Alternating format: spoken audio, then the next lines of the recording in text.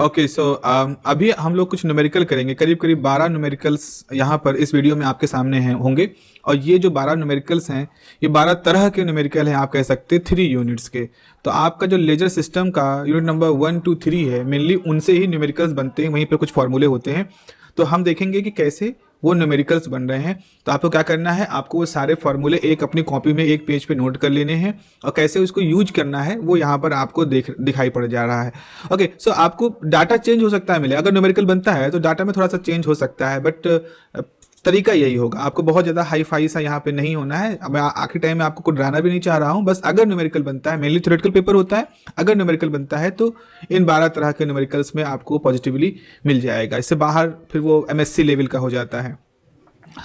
देखिए यहाँ पर पहला क्वेश्चन ये लिखा है कि a helium laser light emit light with a wavelength of 632 nanometre.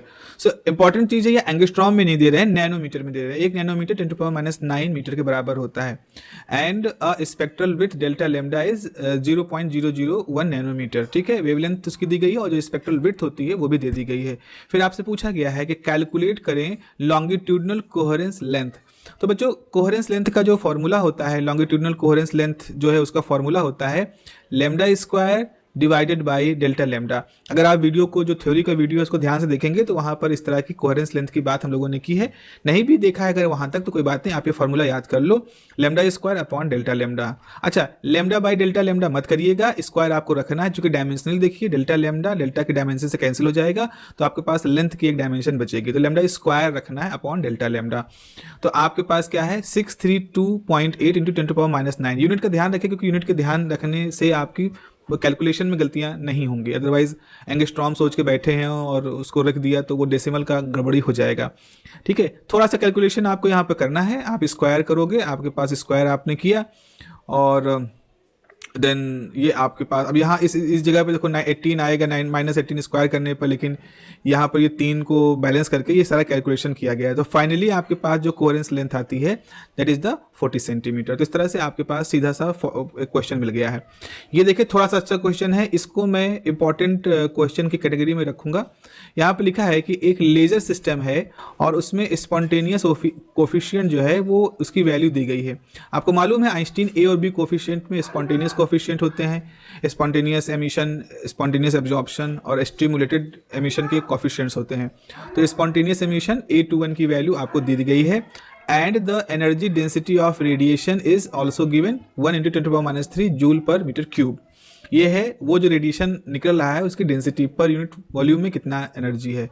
So if the frequency of transition is this hertz, calculate the stimulated emission coefficient. तो स्पॉन्टेनियस एमिशन कोफिशिएंट मालूम है, स्टिमुलेटेड एमिशन कोफिशिएंट आपसे पूछा गया है। Relation क्या होता है, इस रिलेशन को आपको कॉपी में लिख लेना है, इसको याद कर लेना है। क्यूब की गलती नहीं होनी चाहिए, H क्रॉस और H की गलती नहीं होनी चाहिए, दिस इज द फॉर्मूला। तो एक्चुअल में आपको स्टिमुलेटेड एमिशन कोफिशिएंट पूछा गया है, B21 पूछा गया है, तो ये रिलेशन होता है B21 बराबर A21 C cube upon 8 pi H new cube and the energy density. Question में देखो, आपको आप जरा क्वेश्चन को देखो, सॉरी क्वेश्चन को आप देखो, यहाँ पर आपको A21 दिया गया है, A21 चाहिए, ठीक है। आपको H मालूम होगा, H मालूम होगा, क्वेश्चन पेपर में दिया रहेगा H या 6.63 × 10⁻34 जूल सेकेंड वो उसकी वैल्यू होती है।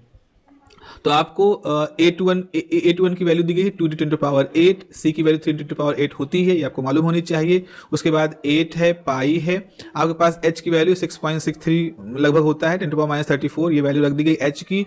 न्यू यहाँ पर देखो, न्यू यहाँ पर दिया है 5 × 10⁻14 हर्ट्ज, तो आपको दिया गया है, क्यूब कर दीजिएगा। रो की वैल्यू आपको एनर्जी डेंसिटी 1 × 10⁻³ जूल दी गई, वो दिया गया है। तो एक बार आपको बस ध्यान से सावधानी पूर्वक जितनी चीजें दी गई हैं उनको आपको वहाँ पुट कर देना है, एंड देन थोड़ा सा गुणा गणित आप करिए, और फिर आपके पास जो B21 की वैल्यू है वो आपको इस तरह से मिल जाएगी। So what is the important of in this question is you must know the formula. इस फॉर्मूले को आपको मालूम होना चाहिए। अभी आप देखेंगे इस फॉर्मूले को हम और भी आगे यूज करते हैं। आते हैं क्वेश्चन नंबर 3 पर। ये क्वेश्चन में again this is a question of very important category. Okay, this is a question of very important category, और इस पे क्वेश्चंस बहुत अच्छे से बनते हैं। अगर पेपर टफ होता है, जिसको हम कहते हैं डिफिकल्ट पेपर आ गया है, तो उस हालात में इस तरह के न्यूमेरिकल न्यूमेरिकल्स आपको मिलेंगे। क्वेश्चन है कि एक लेजर मीडियम है एट टेम्परेचर 300 केल्विन, ठीक है, ऑपरेट एट वेवलेंथ 600 नैनोमीटर पर ऑपरेट हो रहा है। अच्छी बात है, 300 केल्विन पे 600 पे ऑपरेट हो रहा है। If the number of atom in the upper energy level, upper energy level मतलब होता है N2। याद करो हम लोगों ने ऐसे कहा है कि लोअर एनर्जी लेवल L1 है, अपर एनर्जी लेवल N2 है। तो अपर एनर्जी लेवल में 1.5 × 10⁻16 एटम मतलब एटम है वहां पर, and the number in the lower is 3 × 10⁻16 atom है। अब आप चेक करें क्या पॉपुलेशन इन्वर्जन यहां पर मिलेगा। तो पॉपुलेशन इन्वर्जन होने के लिए क्या होना चाहिए, N2 must be greater than N1। Population inversion होने का मतलब क्या है, जो एक्साइटेड स्टेट है इसमें ज्यादा एटम हो, एटलीस्ट 50-50% तो हो ही। अगर 50-50% भी है तो आपको N2/2 और N1/2 है तो बहुत ही क्रिटिकल कंडीशन होगी पॉपुलेशन इन्वर्जन की। बेहतर तो ये होना चाहिए कि N2 जो है वो हमेशा N1 से ज़्यादा हो।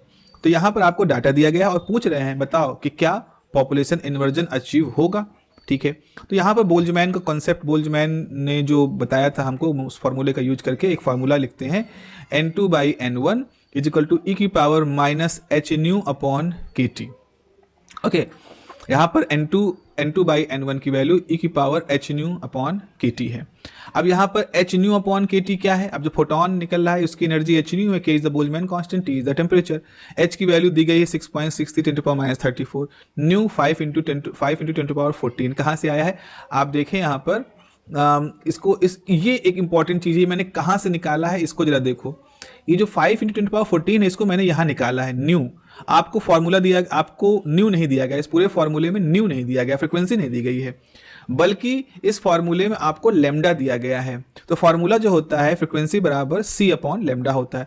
तो c 3 × 10⁸ है, लेमडा 600 नैनोमीटर, तो 600 × 10⁻9 है। इसको इजी करोगे आप तो 5 × 10⁻14 हर्ट्ज आ जाएगा।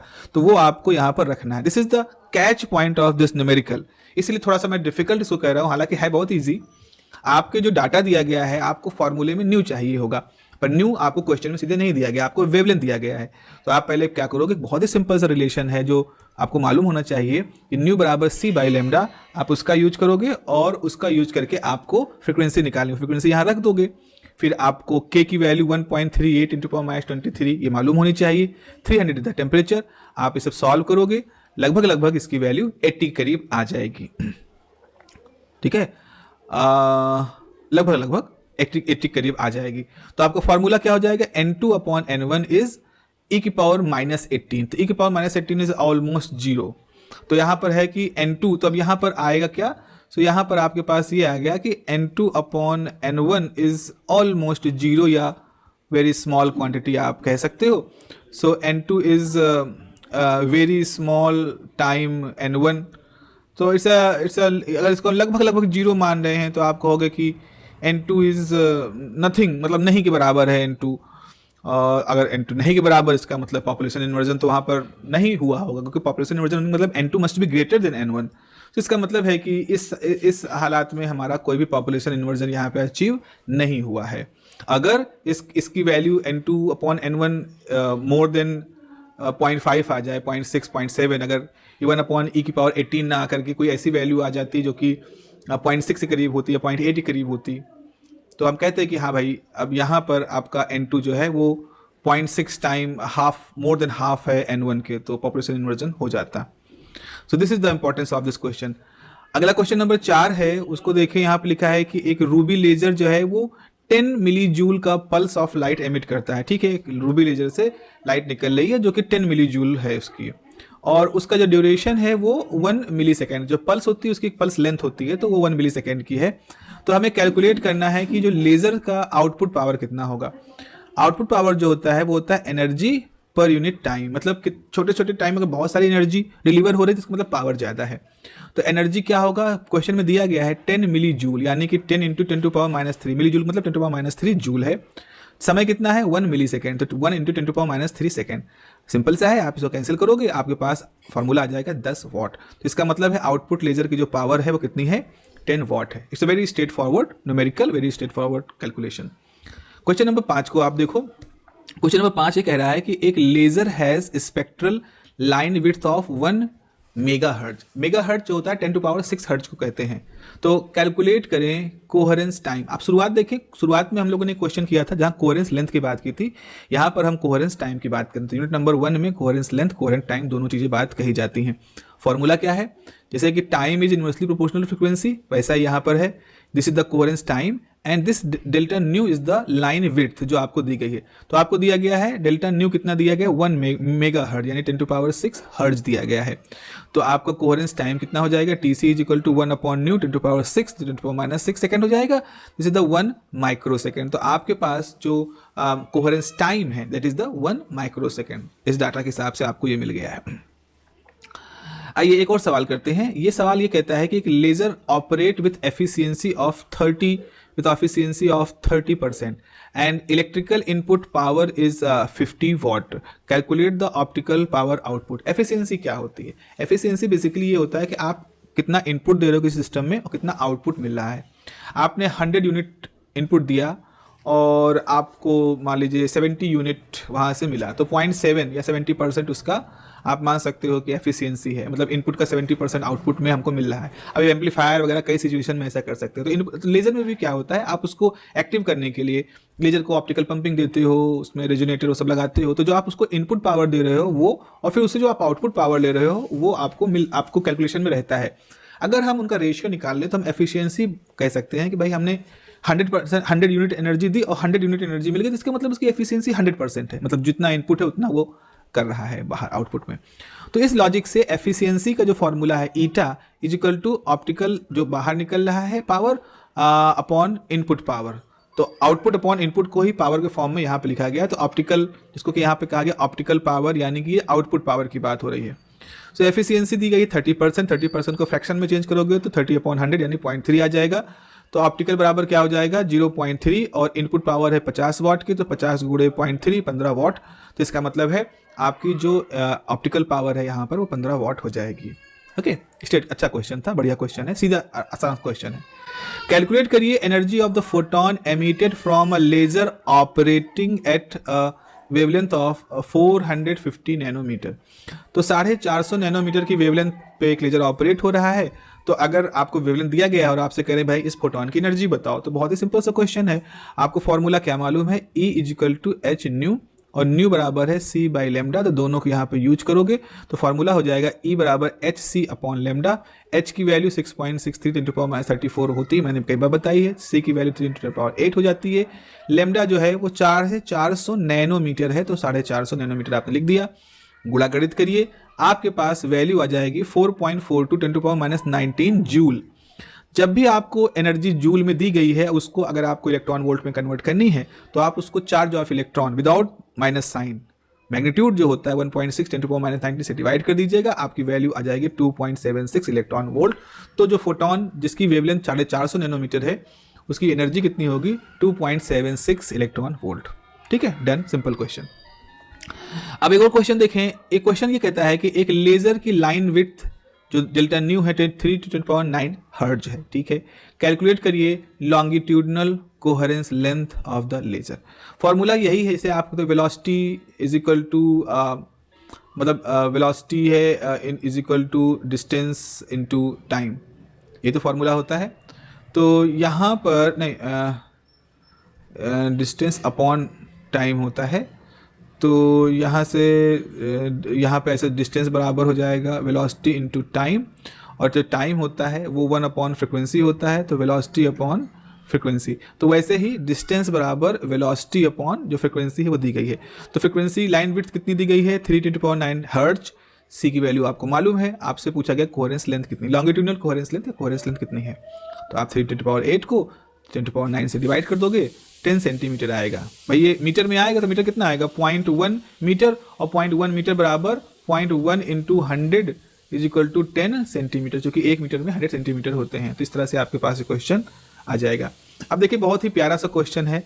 अब अगेन मुझे नहीं लगता है कि यहाँ तक AKTU वाले न्यूमेरिकल्स को ले जाएंगे, लेकिन फिर भी बहुत अच्छा क्वेश्चन है, करके देख लेते हैं, अच्छा लगेगा आपको। एक लेजर मीडियम है जिसकी अपर स्टेट पॉपुलेशन दी गई है, मतलब N2, ठीक है, 5 × 10⁻24 एटम पर मीटर क्यूब है।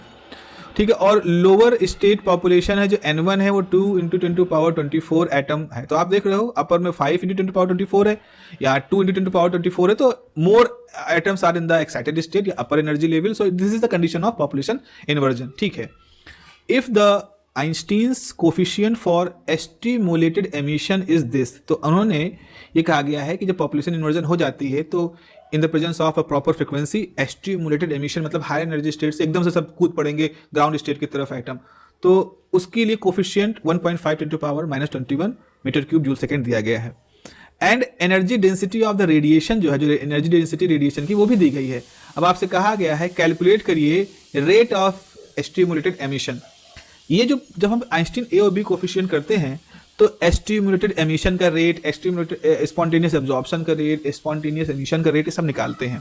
तो यहाँ आपसे पूछा गया है एस्टिमुलेटेड एमिशन का रेट बताओ। तो एस्टिमुलेटेड एमिशन मतलब एटम एक्साइटेड स्टेट में होंगे और फिर वहां से वो जंप करेंगे ग्राउंड स्टेट की तरफ।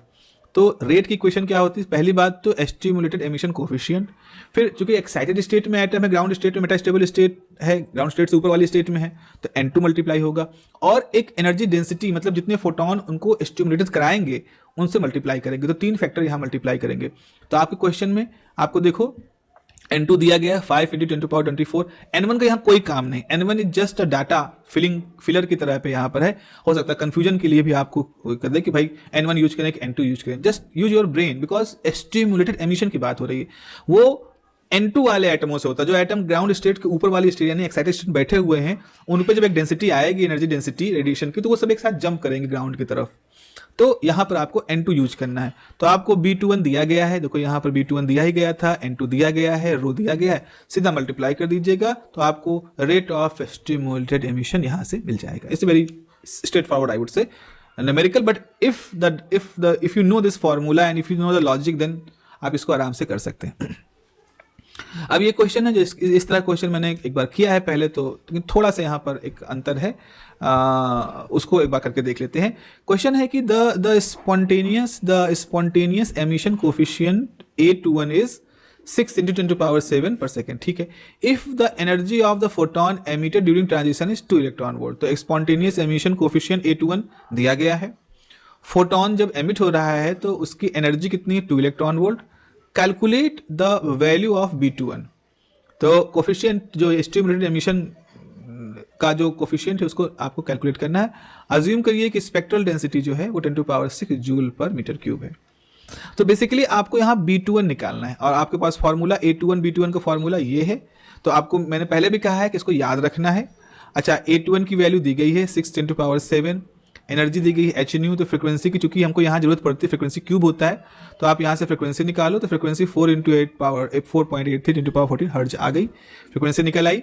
उसके बाद फिर अब आप इस पूरे चीज को थोड़ा सा मैथमेटिकली इधर ले जाओगे, तो B21 की वैल्यू आपको यहाँ पे निकालनी है, A21 दिया गया है, कैलकुलेशन करोगे, यू विल फाइंड दिस। तो ये भी एक स्ट्रेट फॉरवर्ड सा क्वेश्चन है, बट आपको मालूम होना चाहिए क्या दिया गया है और क्या पूछा गया है, और जो चीज़ की जरूरत है वो यहाँ पर है कि नहीं है।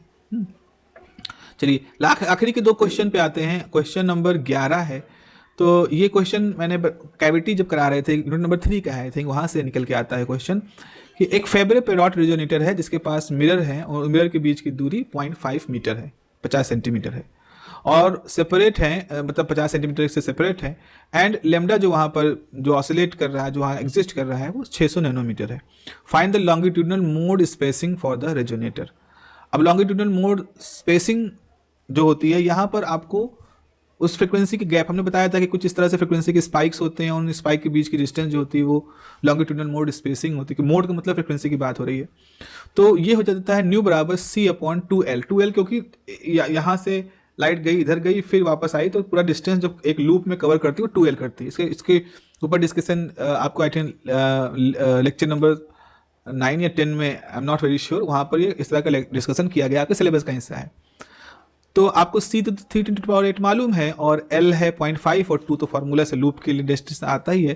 तो डेल्टा न्यू की वैल्यू आ गई 3 × 10⁸ हर्ट्ज। अब चूंकि 3 × 10⁶ जो होता है ये मेगा कहलाता है, तो आप 10⁶ मेगा, तो 300 × 10⁶ यानी 3 मेगा हर्ट्ज हो जाएगी। तो डेल्टा न्यू की वैल्यू आपकी मोड स्पेसिंग 3 मेगा हर्ट्ज यहाँ पर आ जाएगी।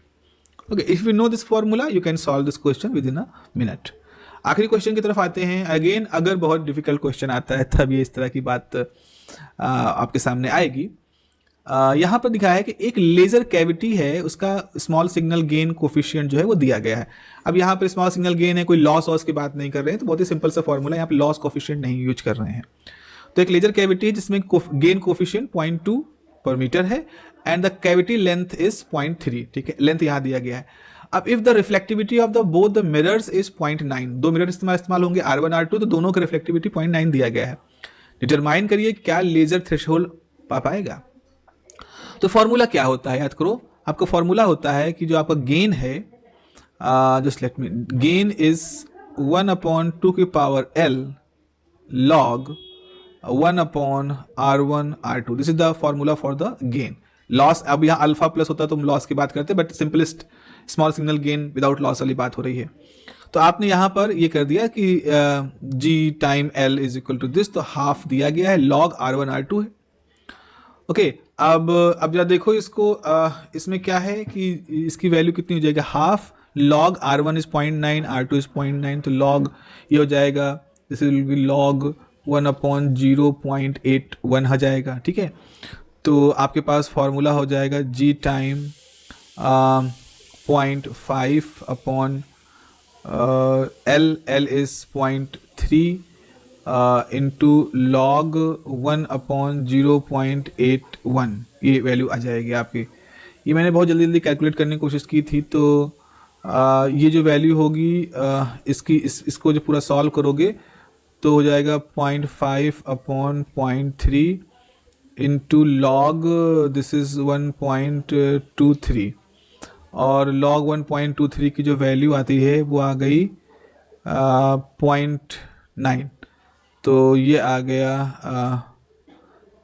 This is 5/3 into 0.09, so this is what, इसको हम करेंगे तो ये आ जाएगा 0.45/3, तो दिस इज 0.1, तो आपका जो गेन है इट इज़ 0.15, लेकिन गेन अगर 1 है तो आपका स्टेबल लेजर सिस्टम होता है, लेकिन चूंकि यहाँ पे गेन की वैल्यू लेस देन 1 आ रही है, 0.15 आ रही है, मैं थोड़ा सा यहाँ पे कैलकुलेशन में, इस कैलकुलेशन पे आप मत करिएगा, this is something wrong. So यहाँ पर चूंकि gain is less than 1, it means that the laser does not reach threshold. So we need to increase the pump power so that कि laser उस threshold तक पहुँच जाए। तो इस तरह से हमारा ये क्वेश्चन यहाँ पर सॉल्व हो रहा है। ओके, तो ये बहुत ही आगे लेवल की बात हो जाती है, मतलब नहीं, मुझे मेरी गट फीलिंग ये कहती है कि शायद यहाँ तक AKTU वाले ना जाएं। अब भाई पढ़ाएंगे तभी तो यहाँ तक जाएंगे, एथिकली तो यही होना चाहिए कि जब आप इतना पढ़ाए हो क्लास में तो खैर, ये हो गए हमारे मेरे ख्याल से 12 क्वेश्चन है, एंड बेस्ट ऑफ लक। पूरी मेरी आपकी शुभकामनाएं हैं आपके साथ में कि आप अच्छे से पेपर दें, थ्योरी को अच्छे से तैयार करें, अच्छे से लिखिएगा, और जो भी आप क्वेश्चन पेपर, एक बार मैं अपना मेल ID ड्रॉप कर दे रहा हूँ, आप क्वेश्चन पेपर मुझे ज़रूर भेजिएगा, because I am not directly connected with the AKTU colleges कि मैं वहाँ से पेपर ले लूँ, so I am dependent upon you guys. So अगर आपके पास जो पेपर आएगा तो आप स्कैन करके एक बार मुझे ज़रूर भेजिएगा, सो दैट कि आगे आपके आने वाले जो आपके जूनियर्स हैं उनके लिए मेरे पास कुछ डाटा हो जाए। बहुत दिन बाद ये पेपर हो रहा है, सो बहुत डाटा मेरे पास नहीं है। इसका एक असर ये पड़ा कि मैंने लेज़र में जो पुराना मेरी याददाश्त थी मैंने नहीं देखा। I should focus on the latest syllabus, उसमें श्रोडिंगर वगैरह की चीज़ें लिख दी थी। So my apologies for that mistake. तो आप मुझे ज़रूर भेजिएगा अपना पेपर। चलिए, शुभकामनाएं मेरी तरफ से, अपना ध्यान रखिए। Have a nice day, take care, bye bye.